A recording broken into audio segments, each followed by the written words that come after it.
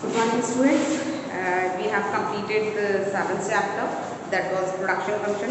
Now today we are going to start the new chapter, that is concept of cost.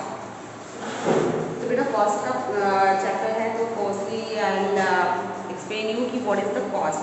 तो cost क्या होता है बच्चे कि किसी भी प्रोडक्शन, किसी भी कमोडिटी या किसी भी प्रोडक्ट के प्रोडक्शन में, उसको बनाने में जितना भी खर्चा आता है वो होता है उसका कॉस्ट. अब वो चीज़ चाहे छोटी है चाहे बड़ी है, लेकिन उसे बनाने में जो भी खर्चा आ रहा है वो होता है कॉस्ट. इसको अगर हम डेफिनेशन के अकॉर्डिंग लेते हैं तो क्या है, देखो, cost refer to the expenditure incurred by the producer on the factor as well as non-factor inputs for given amount of the output of a commodity. किसी भी कमोडिटी को बनाने के लिए जितने भी फैक्टर्स लगाए जाते हैं, उन फैक्टर्स को लगाने के लिए जो भी खर्चा आता है दैट इज कॉस्ट. तो अब कॉस्ट भी बेटा जो आपका चैप्टर है कॉस्ट है ना, तो इस कॉस्ट को बनाने के लिए दो टाइप की कॉस्ट होती है. एक होती है इम्प्लीसिट कॉस्ट और एक होती है explicit cost. Implicit cost and explicit cost. तो देखो इम्प्लीसिट कॉस्ट क्या होती है. Implicit cost are those cost which are self owned. Self owned का मतलब क्या होता है, ये वो कॉस्ट होती है जो हमारी खुद की होती है, जिसको हमें बाहर पे नहीं करना है. जैसे सपोज मैं कोचिंग देती हूँ, ठीक है. अब कोचिंग देने के लिए जो मेरा इंस्टीट्यूशन है वो मेरा ही का घर है. घर का एक रूम है जहाँ पर मैंने चेयर्स वगैरह लगाई हुई है, टेबल्स वगैरह लगाई हुई हैं, बोर्ड लगाया है, वहाँ पर मैं कोचिंग देती हूँ. तो एंड ऑफ द मंथ जो मुझे पे करना होगा, मुझे वहाँ का उस रूम का कोई रेंट पे नहीं करना होगा, है ना.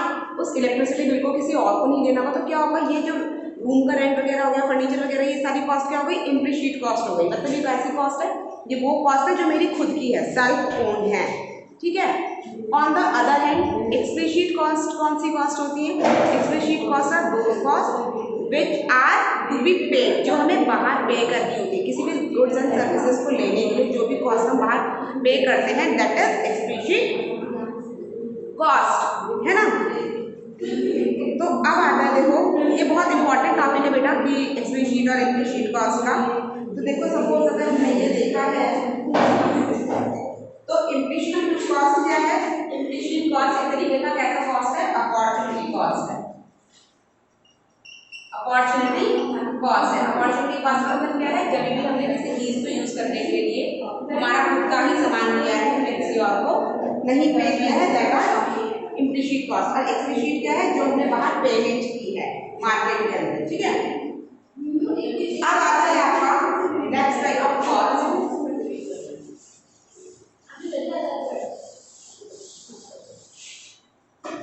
अब होता है बेटा आपका एक selling cost and production cost. Selling cost and production cost. तो as you can see the word is selling cost. तो selling cost का मतलब क्या है, it is the cost which are occurred in selling the product. जब किसी product को बेचने के लिए हमने जो कॉस्ट लगाई है, सपोज मैं कोई चीज़ प्रोड्यूस करती हूँ, सपोज मैं चॉक बना रही हूँ, चॉक प्रोड्यूस कर रही हूँ. तो अब चॉक प्रोड्यूस कर रही हूँ, चॉक बनाने के लिए मेरा जितना भी खर्चा आ रहा है, वेरिएबल फैक्टर्स और फिक्स फैक्टर को लेके मेरा सपोज चॉक बनाते हुए खर्चा आ रहा है 5 रुपीज़. अब इन 5 रुपीज़ में मैं अपना प्रॉफिट भी ऐड करूंगी 5 रुपीज़ का, और मैं चॉक का जो बॉक्स है वो मैं बेच रही हूँ मार्केट में 10 रुपीज़ का. तो वो 10 जो हो गया वो उसका हो गया सेलिंग कॉस्ट, कि उतने कॉस्ट पर जो सामान है वो मेरा बिका है ना. या फिर सेल करते हुए मुझे जो जो भी चीज़ें उसमें सपोज एडवर्टीजमेंट करना पड़ रहा है, उसका प्रोमो करना पड़ रहा है, that are all selling cost. और प्रोडक्शन कॉस्ट क्या होती है, प्रोडक्शन कॉस्ट का मतलब होता है that are those cost which occurred by producing the commodity. Commodity को प्रोड्यूस करने के लिए जो भी उसमें मैंने रॉ मटेरियल्स लगाए हैं, लेबर्स लगाए हैं, that are the cost of production cost. और सेलिंग कॉस्ट क्या हो गया, जो उसको बेचने के लिए कॉस्ट लगाई है. सपोज मैंने उसके लिए एडवर्टीजमेंट की है, मैंने उसके लिए बैनर डलवाए हैं, या मैंने जो भी चीज़ें हैं वो सारी चीज़ें हो गई आपकी सेलिंग कॉस्ट. ओके, नाउ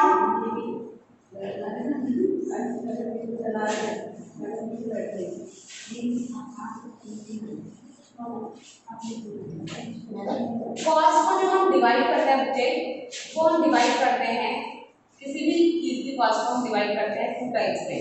एक होता है आपका फिक्स कॉस्ट और एक होता है आपका वेरिएबल कॉस्ट।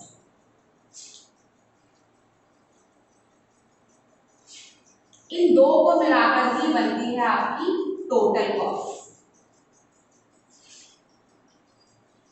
तो फिक्स कॉस्ट देखो क्या है, fix cost are those cost which remain constant throughout the production. ये वो खर्चा है जो आपके शुरू से लेके लास्ट तक इक्वल रहता है। Doesn't matter what is the production is, आपका कॉस्ट जो होगा it will be constant throughout the production. चाहे आप कोई 0 कमोडिटी बना रहे हो, चाहे आप 100 कमोडिटी बना रहे हो, चाहे आप 500 बना रहे हो, your cost will be the same, there will no any change in fix cost. तो फिक्स कॉस्ट में आपके सारे फिक्स फैक्टर आते हैं, जैसे बिल्डिंग, लेबर, मशीनरी वगैरह। फॉर एग्जाम्पल अगर मैं सोचूंगी कि दोबारा से हम चॉक का बॉक्स लेते हैं, सपोज मैं सोचूंगी कि मुझे चॉक प्रोड्यूस करनी है, चॉक का प्रोडक्शन करना है, तो क्या करेंगे हम, चॉक का प्रोडक्शन करना है तो क्या करेंगे हम ये करेंगे कि पहले तो मेरा एक रूम होगा, वहाँ पे एक मशीनरी होगी, वहाँ लेबर्स होंगे, तो क्या होगा, चलो लेबर्स को अगर कई बार हम ऐसा करते हैं कि लेबर्स को वेरिएबल कॉस्ट में भी डाल देते हैं। Labours are not always fixed cost, they are many times consider as a variable cost. So इसको हम साइड करते हैं, हम लैंड और बिल्डिंग और मशीनरी को फिक्स्ड कॉस्ट मान के चलते हैं।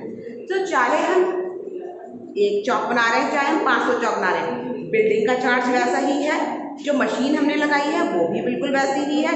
तो चाहे हमने चौक किसी दिन बनाई या हमने किसी दिन चौक नहीं बनाई, जो हमारा लैंड और बिल्डिंग और मशीनरी का कॉस्ट है वो वैसे का वैसे रहेगा। That is fixed cost. इसमें क्या आ जाएगा आपका लैंड, बिल्डिंग, मशीनरी, ठीक है, these are the fixed cost. अब आता है वेरिएबल कॉस्ट। तो वेरिएबल कॉस्ट कौन सा है, which vary with the increase in production, जो कि प्रोडक्शन के साथ साथ वेरी करता चलता है। जैसे कि अगर आज आपने कुछ प्रोड्यूस नहीं किया तो आपका वेरिएबल कॉस्ट 0 रहेगा, कल आपने थोड़ा प्रोडक्शन किया तो थोड़ा ज़्यादा हो जाएगा। तो वेरिएबल कॉस्ट में क्या क्या चीज़ें आ जाएंगी, जैसे रॉ मटीरियल, लेबर्स वगैरह। जैसे चौक का अगर एग्जाम्पल लिया था हमने, तो उसी को हम यहाँ पे कंटिन्यू करेंगे। सपोज मैंने कोई चौक नहीं बनाई है, तो जब कोई चौक नहीं बनाई है तो कोई चूना भी इस्तेमाल नहीं हुआ होगा, कोई जो भी उसमें चीज़ें पड़ती हैं, चाक, मिट्टी है ना, और ये सारी चीज़ें कुछ यूज़ नहीं होंगी। सपोज कल को मैंने 10 बॉक्सेस बनाए हैं, तो 10 बॉक्सेस बनाने के लिए जो रॉ मटेरियल होगा वो थोड़ा सा ज़्यादा होगा, ठीक है। उसके नेक्स्ट डे अगर मैं सोचूंगी कि मैं 100 चॉक बॉक्स बनाऊँ तो फिर मटेरियल और ज़्यादा होगा। तो क्या होगा कि जो वेरिएबल कॉस्ट होगी वो वेरी करती चली जाएगी, इंक्रीज होती जाएगी with the increase in production, ठीक है। इसमें आ जाएगा आपका रॉ मटेरियल। तो देखो बेटा क्या है, जैसे लेबर को भी हमने इसमें ले लिया। सपोज आज हमें केवल 100 बॉक्सेस ऑफ चॉक बनाने हैं, तो हमने सोचा कि 2 लेबर्स आर सफिशिएंट, लेकिन कल को अगर हमें 5000 चॉक बॉक्स बनाने हैं तो 2 labours will not be sufficient. तो उसके लिए हमें क्या करना पड़ेगा, we have to increase the labour, है ना। तो ये भी क्या हो जाएगा, आपका वेरिएबल कॉस्ट में आएगा, ठीक है। तो I hope this concept has been clear to you all, okay. अब इसको अगर हम ड्रामेटिकली या फिर शेड्यूल के बेसिस पर देखें तो देखो क्या होगा। सपोज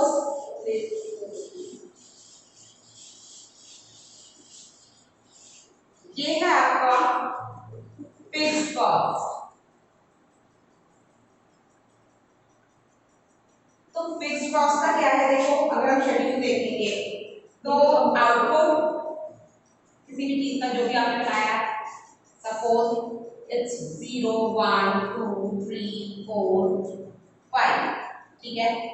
तो जो फिक्स्ड कॉस्ट होगी वो कितनी होगी, देखो फिक्स्ड कॉस्ट कितनी होगी, 0 पर 0, सॉरी 0 पर भी 10 10 10 10 10 10। क्यों, क्योंकि जो बिल्डिंग हमने ले ली है उसमें क्या हमने काम किया नहीं किया, लेकिन बिल्डिंग का कॉस्ट आ गया। हमने एक बॉक्स बनाया तभी भी बिल्डिंग का कॉस्ट इतना ही था, हमने 2 बॉक्स बनाए तभी भी बिल्डिंग का कॉस्ट इतना ही था। 3 बनाया तभी भी इतना ही था, है ना।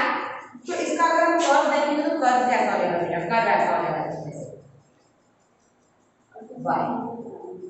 इसमें कर्व्स का means in economic subject, specially economic subject, curves are the backbone of economic subject. आप रिटर्न वर्क कम करो और कर्व से अच्छी तरह से एक्सप्लेन कर दो, it is far better than कि आप इतनी सारी रामायण लिख दो किसी भी चीज़ को लेके, है ना। But always take care of one thing that the curve should be neat and clean and accurate, क्योंकि कर्व एक ऐसी चीज़ है जो कोई भी टीचर या कोई भी एग्जामिनर उसे देख के समझ जाएगा कि वो सही है या गलत है।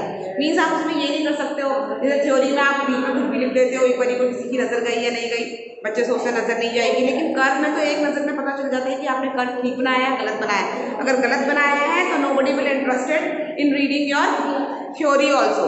तो स्पेशली इस चीज़ का ध्यान रखना है कि कर्व हम जब भी बना रहे हैं तो उसको एक्यूरेट बनाएंगे।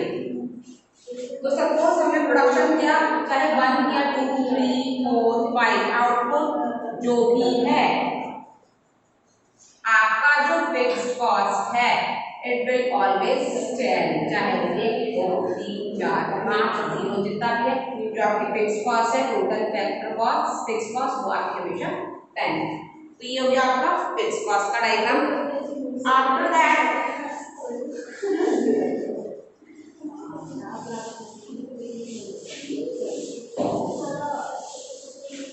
after that there is variable cost, there is variable cost,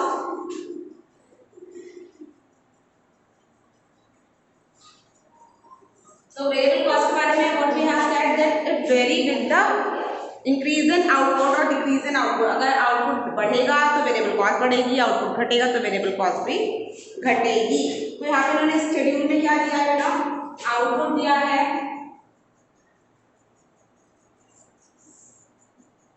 0 1 2 3 4 5 6, ठीक है।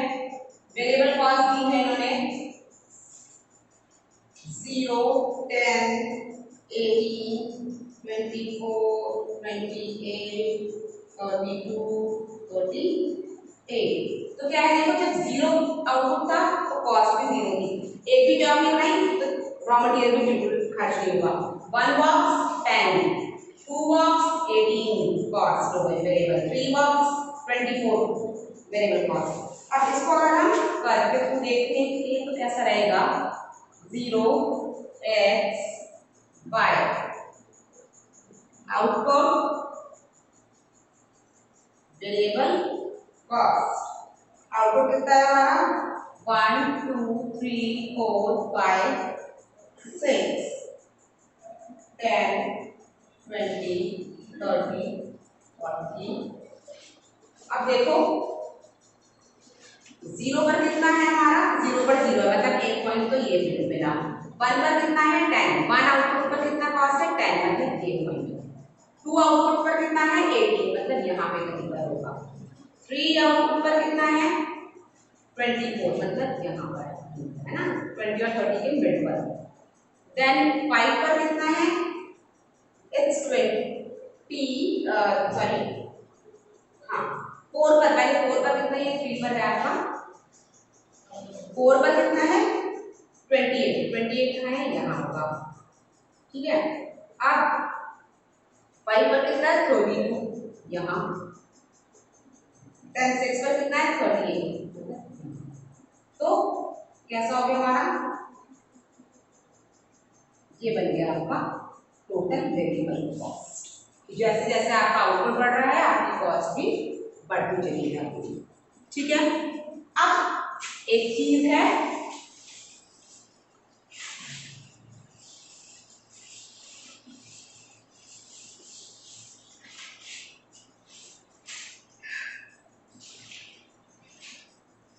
जैसे कि मैंने तो स्टार्टिंग में बताया था कि टोटल कॉस्ट मतलब क्या होता है, total cost equals to fixed cost plus variable cost, है ना। तो क्या होगा अगर हम स्टडी के थ्रू देखेंगे तो क्या होगा बेटा कि सपोज हमने ये लिया कि आउटपुट लिए हमने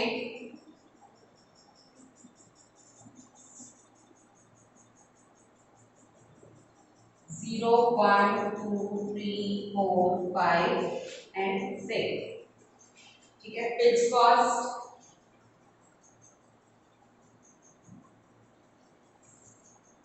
10 10 10 10 10 10 and 10। इसके बाद जो वेरिएबल कॉस्ट है वो है हमारी 0 10 18 24 28 0 10 18 24 28 32 एंड 38। तो फिक्स जो टोटल कॉस्ट कितनी हो जाएगी? टोटल कॉस्ट क्या है? TFC प्लस TBC है ना। Total fix cost plus total variable cost is total cost. तो 10 plus 0 is 10, 10 plus 10 20, 18 plus 10 28, 24 plus 10 34, 28 plus 10 38, 32 plus 10 42, 38 plus 10 is 48। ठीक है, अब दिखाना है हमें इन तीनों कॉस्ट को कलेक्टिवली इन वन डायग्राम। तो वो कैसे होगा देखो, वो ऐसे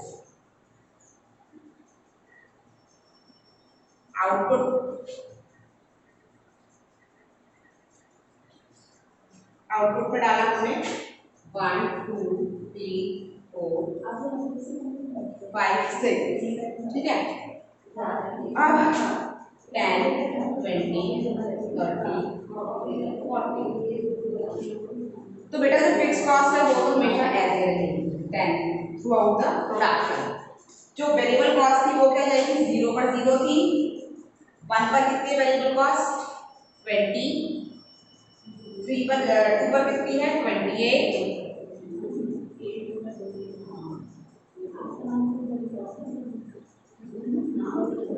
ठीक है, 3 पर कितनी है 24,